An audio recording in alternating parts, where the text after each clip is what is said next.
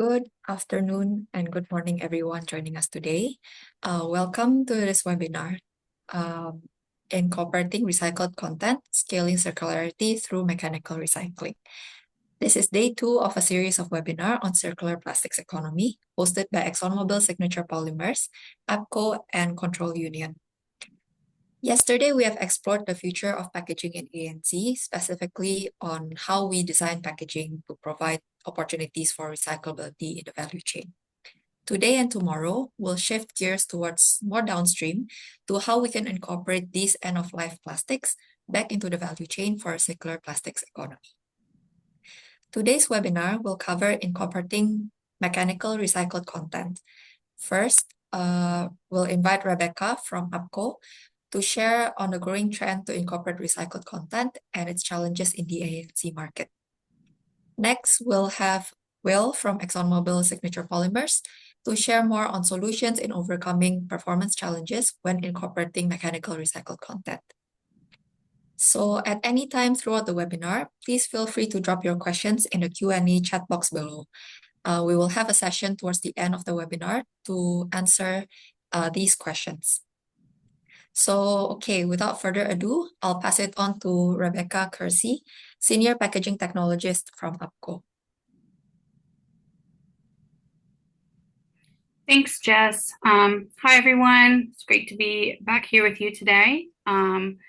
For those that didn't join us yesterday, but as Jess mentioned, I'm Rebecca Kersey, a Senior Packaging Technologist at APCO in the Packaging Transformation team.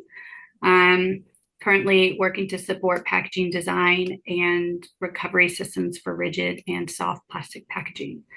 For those that don't know or aren't familiar with APCO, we are the Australian Packaging Covenant Organization, a not-for-profit co-regulatory body that operates under the NEPM and the Packaging Covenant. And we work with government industry to make packaging more sustainable. One of our main goals is to set the national direction for sustainable packaging, track progress against the national packaging targets, and to support members in designing packaging that can be recovered and recycled in practice. So for today's session, be focusing on recycled content, more in the general sense here in Australia, where we are today, some of the challenges, and how APCO is supporting members in industry to reach the national packaging targets. So starting with the big picture, why is recycled content such an industry imperative? Thank you. So to set the scene, we can look at the progress against our national packaging targets. So currently, we're at 86% of packaging placed on market is reusable, recyclable, or composted. We're averaging about 44% of recycled content across all packaging, and 19% of plastic packaging getting recycled or composted. I know the little number up in the circle is 40%, but should be 19, so we'll just use our imaginations for that. We phased out problematic, unnecessary, and single-use packaging by about 40%. But then in 2022, 2023, over 7 million tons of packaging was placed on the Australian market. Out of that, plastic packaging made up about 1.3 million tons. And as mentioned before, less than 19% of that was recovered. And I think even perhaps more telling is that the plastic packaging contained only about 8% post-consumer recycled content. I guess by contrast, paper and glass and metal are tracking much closer to and are actually more or less driving the target of the 50% average recycled content in packaging across all materials. So that just shows, plastic is continuing to lag and is becoming the pinch point holding back the overall progress. So the challenge for the industry isn't just about lifting the recovery rates, but it's securing a reliable supply of quality material that can go back into the packaging. So this brings us to the bigger picture, the landscape of the challenges that sit behind some of these numbers. Thank you.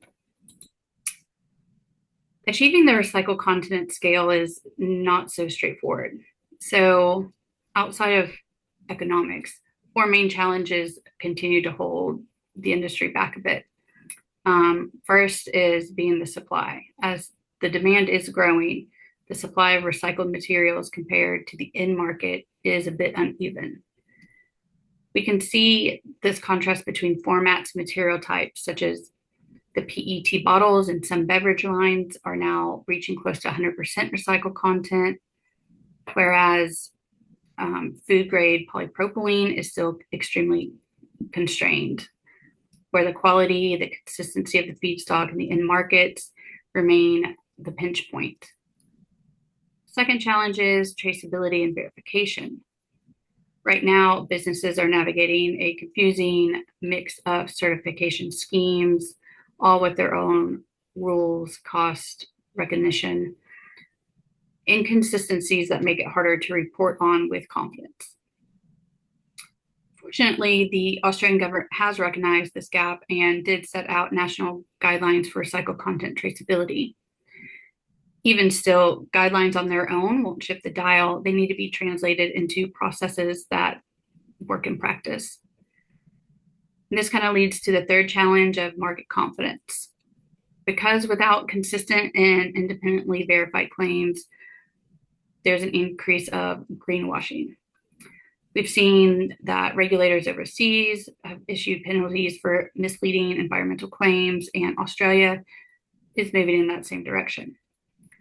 So for recycled content to hold its value, retailers, regulators, and consumers all need to trust what's being claimed and what's being reported on. And then finally, implementation pressure. Not all businesses are starting from the same point. Many larger businesses or larger brand owners may already have certifications or systems in place. However, the smaller and medium businesses call for more support or simpler, lower cost ways to comply. The system has to be ambitious, but also staged in a way that brings the whole industry along on the journey. So, supply without traceability and weak evidence creates credibility gaps, and that can undermine a lot of the market confidence. And when this happens, implementation, either becomes too costly or feels too risky for businesses to take on.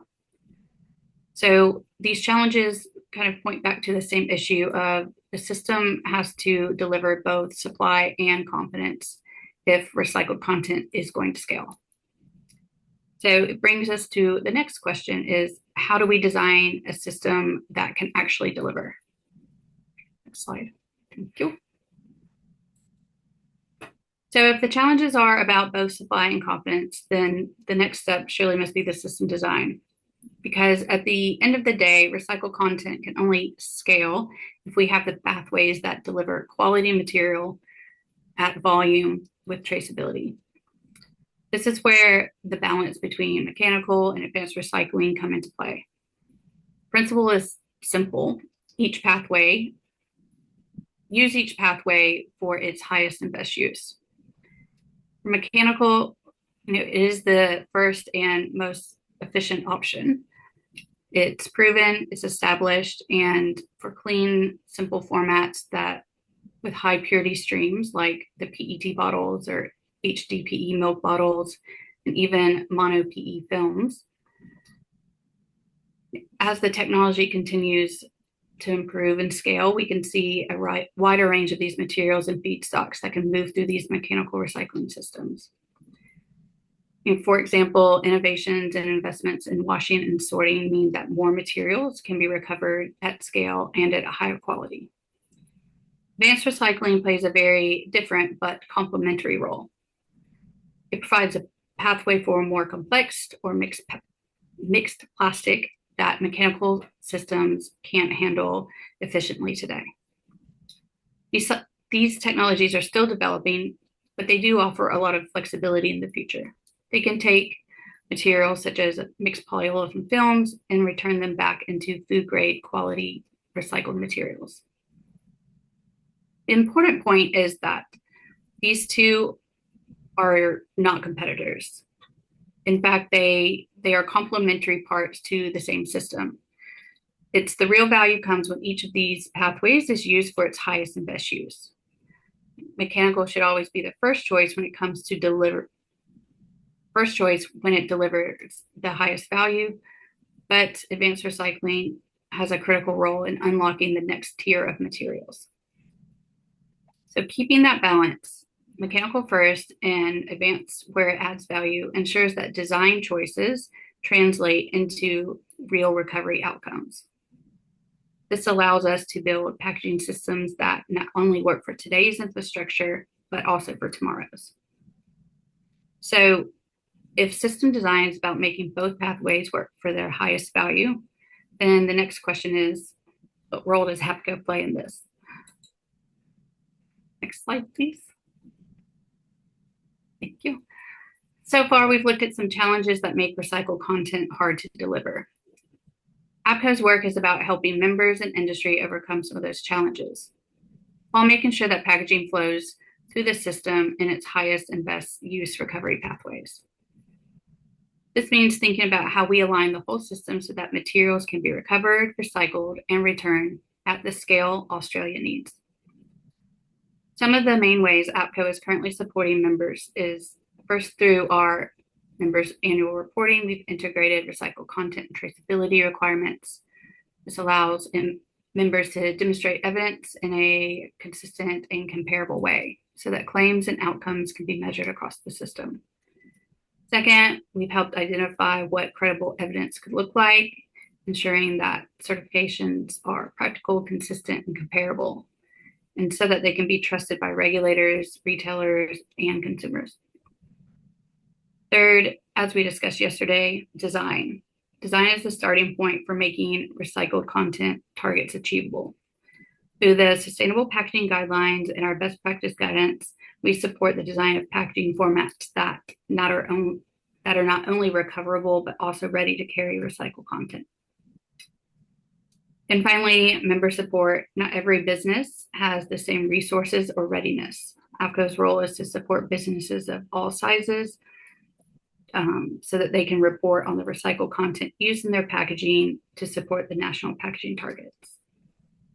So in short, our aim is to take something that could easily become complex and help simplify it into guidance that gives members confidence to act. This leads us to how do we tie all this back into the system outcomes? So overcoming the challenges and supporting the recovery pathways isn't something that can be done alone.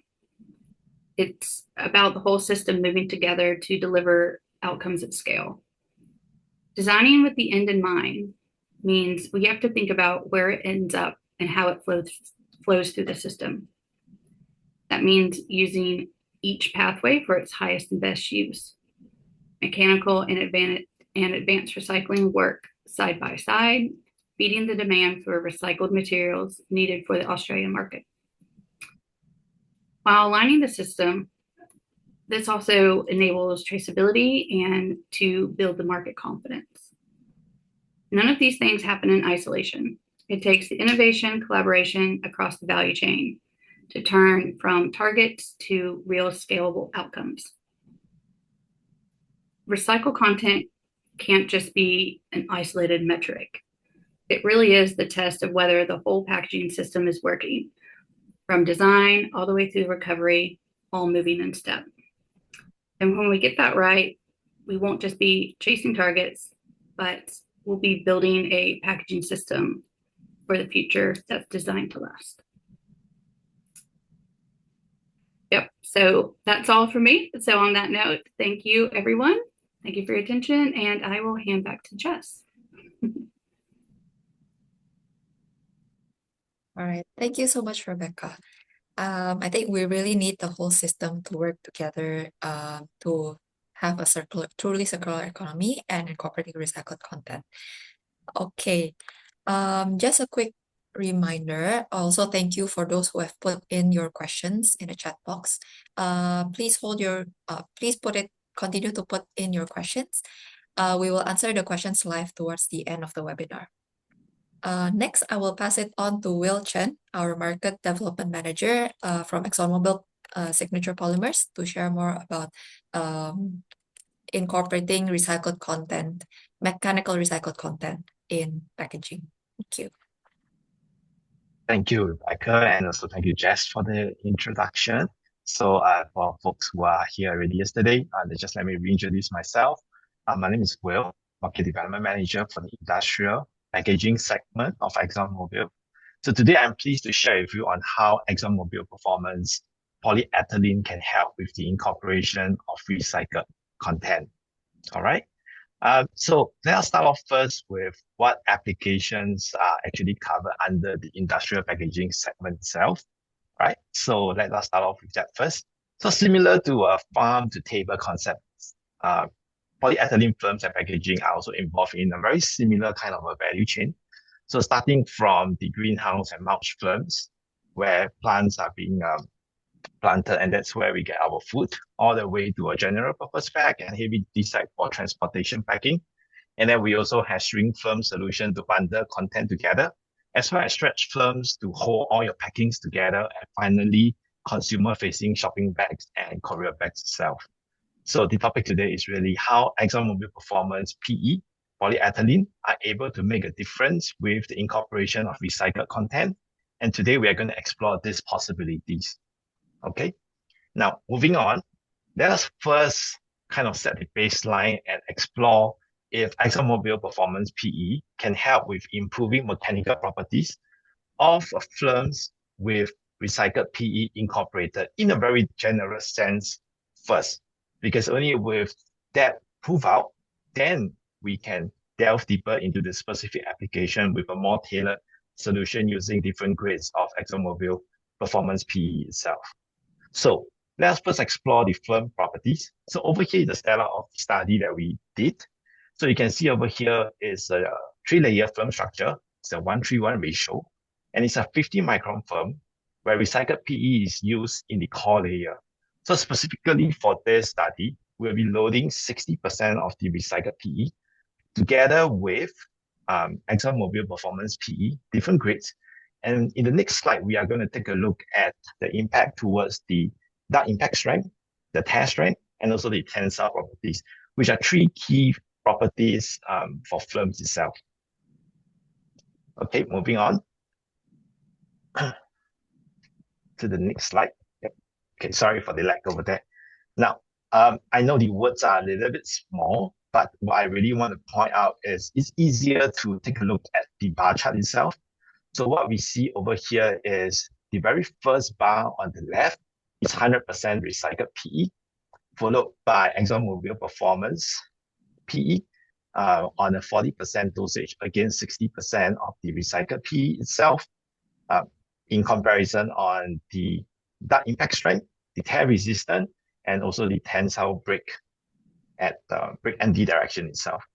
So what we can see from the very first chart on the left-hand side on the dark impact strength is with the addition or the mixture of recycled PE together with ExxonMobil Performance PE, we are able to achieve a dark impact strength that is significantly higher depending on the grades itself compared to 100% recycled PE. So what this really means is you open up the amount, the range of applications that we can actually incorporate recycled PE content. Similarly, for the tear resistant, you can also see that in the center chart itself, you can see that with the addition of ExxonMobil Performance PE, we are able to achieve higher tear resistance as compared to 100% recycled PE film itself in the core layer. Tensile strength shows the same situation. So what these three charts combine to show us is with the introduction of ExxonMobil Performance PE, together with the incorporation of recycled PCR content, what we can do is we actually open up the range of applications that are able to incorporate PCR itself or recycled PE. Okay. Now, with that baseline set, I'm going to move forward, which is going to explore how in different applications, ExxonMobil Performance PE can help with the incorporation of the PCR content itself. Okay. Okay. So over here, what I shared earlier on, the value chain of the industrial film itself, who uses it.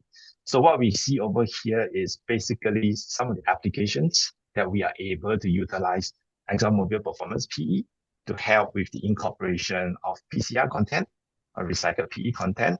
And in today's specifically, I'm going to talk about 4 different topics over here. I'm going to go through the mulch films. I'm going to go through the heavy-duty valve bags, the collation stream, as well as the stretch rack. So these are the 4 applications that I'll be sharing more. And of course, I'm not going to bore you down with all the numbers today. So if you have a very specific interest in these 4 applications or even the other applications, do feel free to reach out to us after that, and we can discuss tailored solution for your specific needs. Okay. All right. With that said, let's move on to the first topic, which is incorporating PCR in mulch films.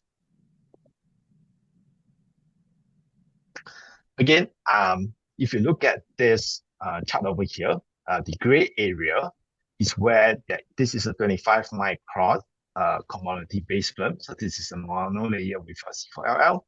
And if you look at the first dotted line over there, this is a 25 micron with an incorporation of 30% recycled LDPE together with our ExxonMobil Performance PE at SIG-TOUGH plus M0516 together with C4LL. And the last line, which is the solid line, is basically an increase of the PCR content to 50% as compared to the dotted line. So what we can see over here is both the dotted purple line as well as the solid purple line actually increases the mechanical properties, enhance the mechanical properties of just a virgin-based, commodity-based virgin film itself. So addition of PCR together with addition of or the usage of PCR itself does not degrade the film performance. Instead, with the addition of ExxonMobil Performance PE, we are able to enhance the PCR based solutions to be better than a virgin-based solution itself. And what we can see is not only does the mechanical performance is better, the processability is also very stable, and hence this is a solutions that is applicable for the mulch film solutions up to a loading of 50% of a PCR content. Okay, moving on. All right, so this particular site is we try to do even a more down gauging in order to do more with less. So similar to the previous slide, whereby we have a 25 micron film with 30% of the PCR together with our SIG-TOUGH plus M0516, we actually down gauge it from 25 micron to 20 micron itself with the same PCR content, and that is the dotted line. Of course, the performance-wise, it's not as good as the 25 micron films with 30% PCR. Nonetheless, what we have shown over here is that the performance is still much better than a virgin-based solutions.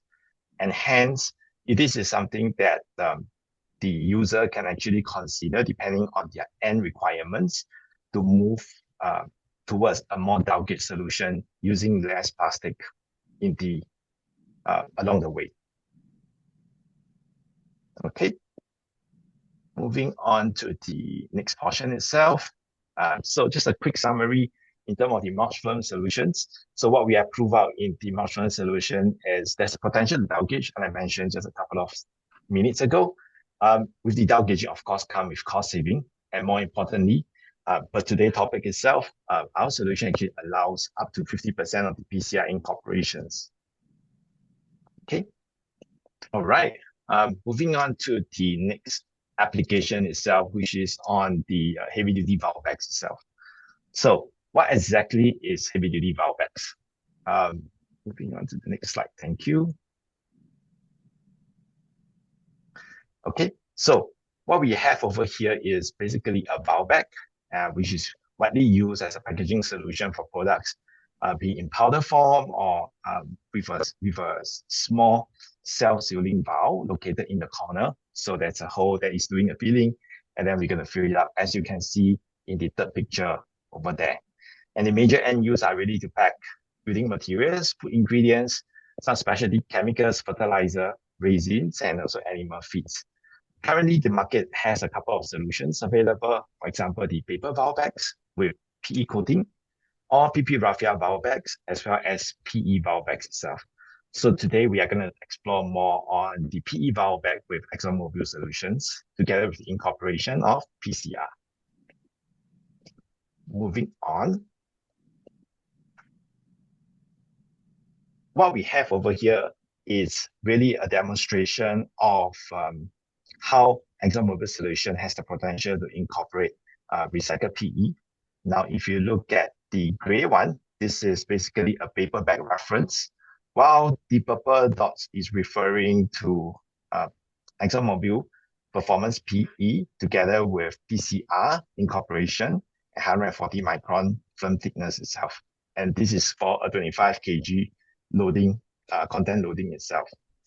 Now, comparing the performance-wise, the ExxonMobil solution has a better backdrop performance against the paper bag. In terms of the flatness, it's very comparable, and the deformation resistant dealing feeling is also pretty much comparable itself, just marginally difference over there. But the difference would be with the ExxonMobil solutions, there is a potential to incorporate recycled PE. Okay. And the next benefit of using this solution is, can we just play the video as well? Thank you so much. Yep. So if the one with ExxonMobil solution is the one in the center. So what we can see over here is the filling speed is actually higher, faster compared to both the paper as well as the oven. So this is going to enhance your efficiency where you switch over to a PE vial bags with ExxonMobil solution itself. And the good thing is, if you look at it, it's all the same machines across the three different bags material. So there's no need for you to have additional investments to switch the machine itself. All right, moving on to the next topic, which is on incorporating PCR in collation stream. So collation stream is really where we actually bundle the bottles together. And I think what is interesting over here in this slide, which I want to draw your attention to, is the way we actually conducted the study over here. Now we have 3 different batches of recycled content.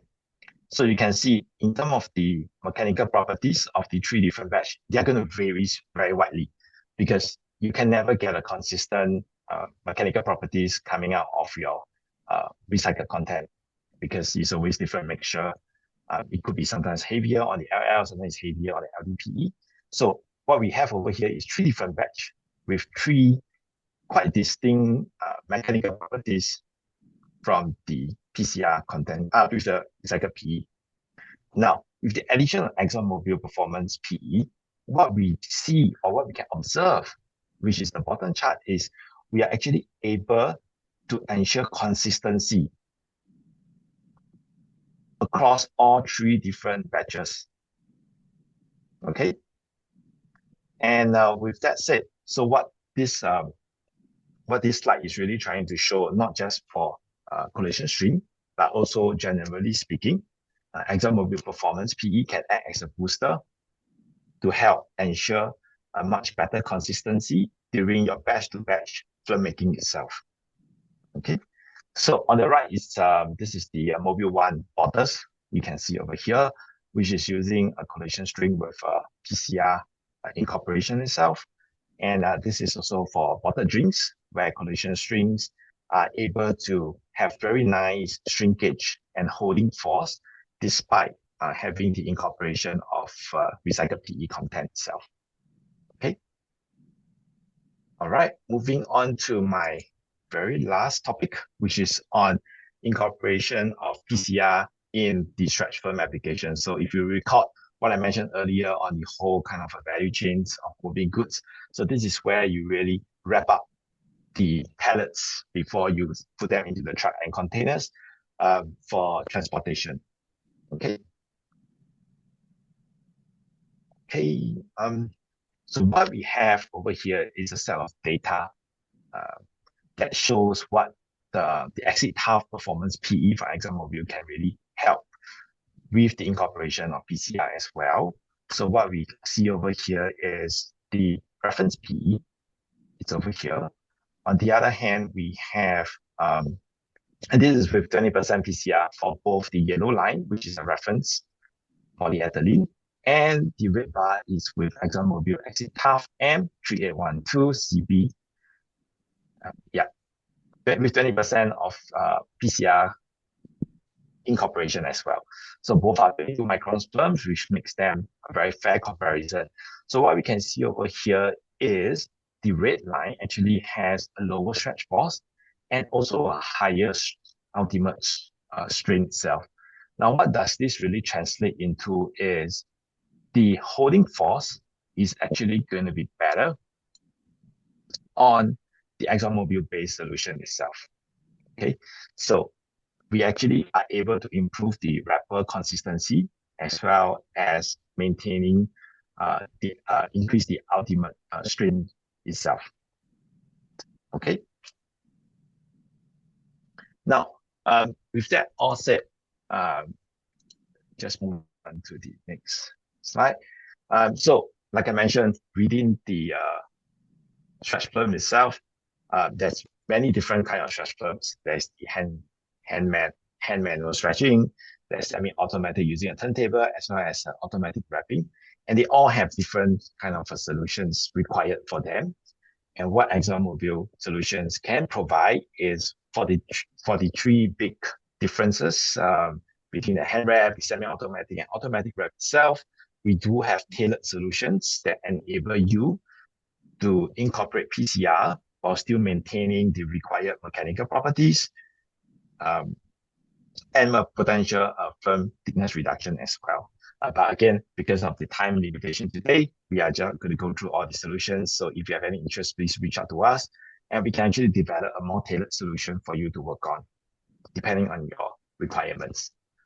Okay. With that said, I'm going to move on to my last slide, which is kind of a conclusion across the 4 applications that I shared earlier itself. So the key idea is going back to the very first initial general film study is ExxonMobil performance PE definitely could help to enhance the mechanical properties of a films that is using PCR content-based solutions, as well as in certain applications, we are able to further down gauge even though PCR content are being used. Okay, with that said, I'm going to end off my presentation with a thank you for hearing me out over the last couple of 10 minutes. Yeah.